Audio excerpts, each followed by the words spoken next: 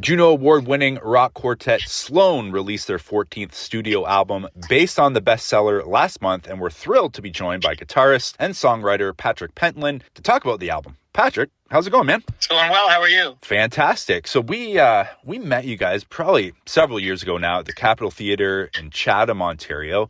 Seen you guys perform a bunch of times. But fast forward to today, brand new Sloan album. And after listening to it, certainly has all the elements I think that fans have come to love about Sloan Records. So how are you feeling, Patrick, since the album's been released? It's been very positive, which is nice. I mean, it hasn't been ignored, which is always the fear. You know, I think we have a good, solid fan base of people who, as you say, are sort of fans of what we do. So, and what we do is just what we do. It's just more of the same in some ways, but then it gives us an opportunity to go on the road and play some of the songs live and some older songs too. I read a really good quote from one of your bandmates, Jay, and he said, "It's not a challenge to make a 14th album, but sometimes it's a challenge to think of a new overarching theme or a way to present a 14th album." So what's your take on that, Patrick? And basically, what is that theme for based on the bestseller? Well, I think in that he probably is talking more about album covers and how you're going to promote that record or what's the sort of aesthetic behind it. But in terms of like the record itself, I mean, there's definitely been talk. There's always talk about doing it differently, and then we always end up just doing it the same way. But if it's not broke, don't fix it, right? Well, a little bit. I mean, it's difficult because there's four of us and we all write and sing and produce our own songs individually.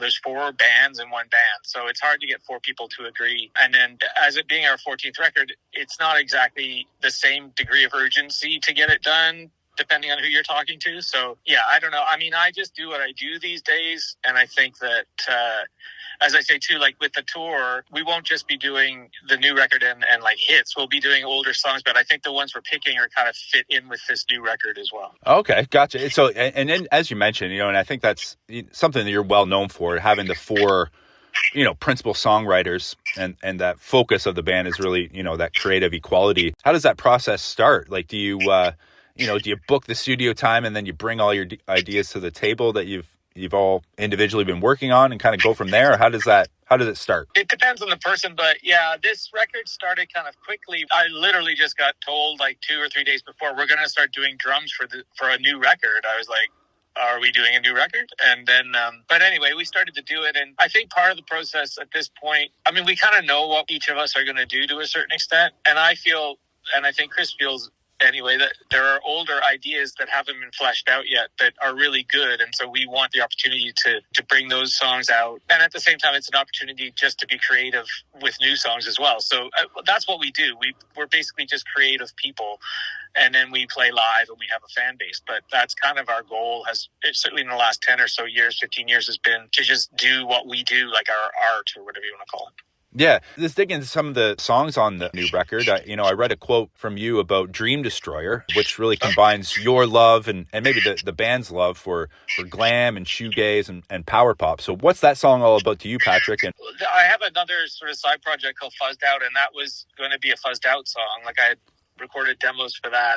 And then I just thought, in my head, I kept hearing harmonies.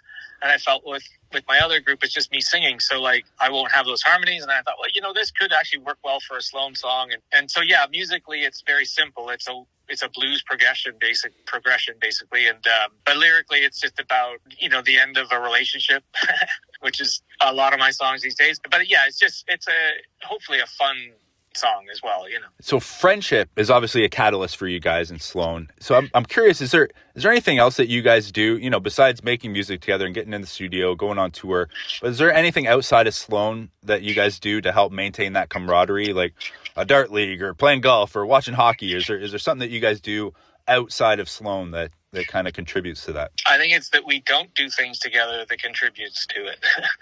We don't do that much stuff together outside of Sloan. I mean, we've been doing this since 1991. So, but like Andrew had an art show the other day. I didn't end up going, but everybody else went. And, things like that. But if we're on the road, we'll sometimes try to go out to dinner together. But some people just want to, just do their gig and then just do whatever afterwards, But so I think a big key to us staying together for so long is actually the opposite. It's giving people space, right, and right. not taking offense by that, and just realizing, especially at this point in our lives, we've all got different lives. And so, but I mean, at the same time, like we are a family band, like we all have kids, or most of us have kids.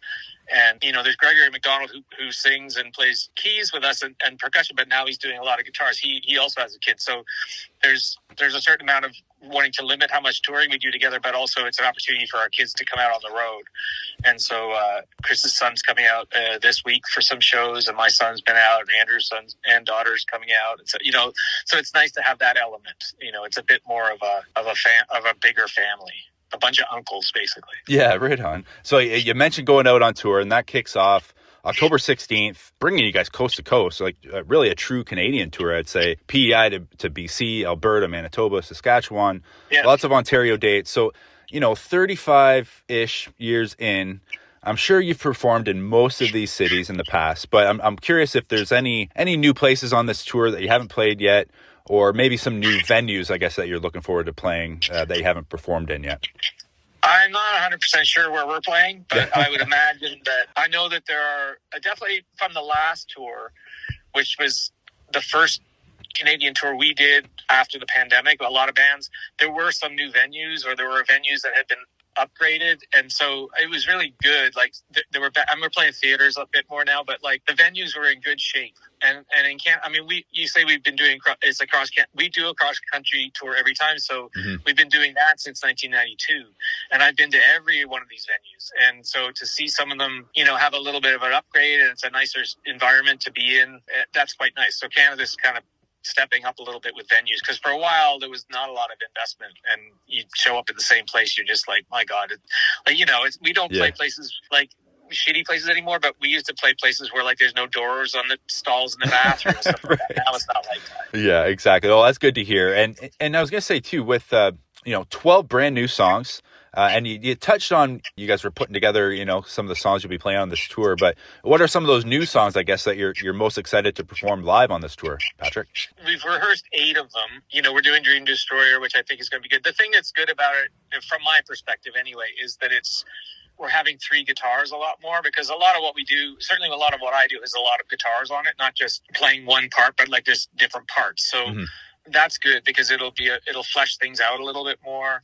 I think all the songs that we've picked to do, which you'll have to come and see, work well live, and as I say, we've been doing this a long time. We play well together. We kind of know a little bit more of what each person needs. And so, it took us a little while to get all of these songs off the ground. And I was kind of adamant that we only do some new songs, because last time we did all new songs, the whole record. And I thought, like, that's a bit brutal for, we do a long night because there's no opener and we just do 2 sets. So we'll get everything in there. But, it is nice to have new stuff to play. But as I say, we're also doing older stuff we haven't done in a long time. That's also kind of like doing new stuff. So it's a bit of a different feel. We just did a summer of festivals where we were just playing singles, and we have a lot of singles. So we're not doing as many of those this time, because we'll do those on summer festivals.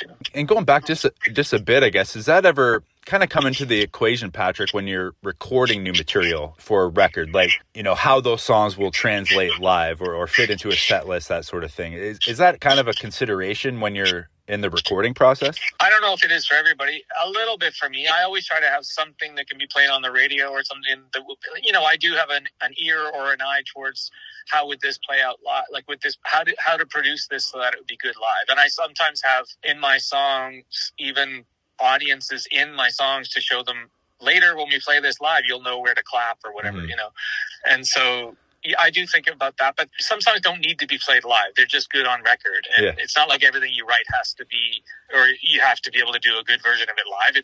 Sometimes you're just using the studio, Yeah, absolutely. And speaking of the set list, and I think you touched on this already, but, obviously you guys have a very democratic approach to making music.